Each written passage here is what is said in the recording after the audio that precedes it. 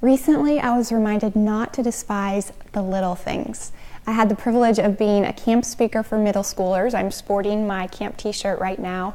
And as excited as I was about that opportunity, I have to confess that I would have been even more excited if it had been speaking to high schoolers or college students or adults. Somehow in my mind that would have been more significant, more big.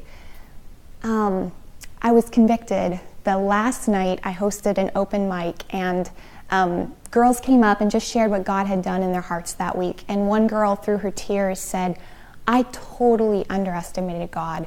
And you know what? I had to say the same thing. I totally underestimated God, and I totally underestimated middle schoolers. In my mind, they were kind of little compared to others, but they tracked with me. I could see on their countenances the way God was changing their hearts. Their hunger for the word just grew throughout the week.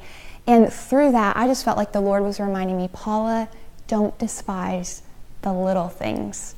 And I thought about sharing that with you because you're probably not speaking to middle schoolers this week, but I'm pretty sure that you have little things in your life. Maybe it's changing yet another blowout for your little one, or maybe it's a task at work that you feel like is really below your skill level and your creativity level, and it's little and despised in your eyes.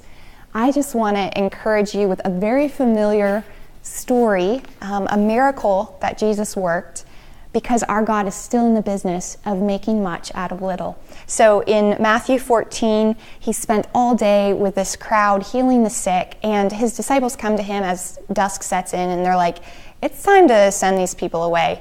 And Jesus says, no, they don't need to go away. You give them something to eat. And his disciples are like, look, we only have 5 loaves and 2 fish. And he said, bring them to me. Bring me your little. And then he ordered the crowds to sit down, and he took the loaves and the fish, they're little, and he said a blessing to God, and then he had his followers distribute it.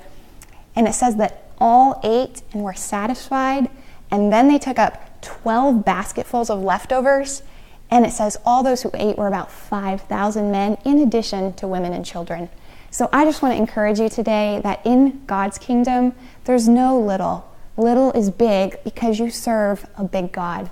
So would you put in the comments below your little today so that we can all join in and just ask God to make much of that?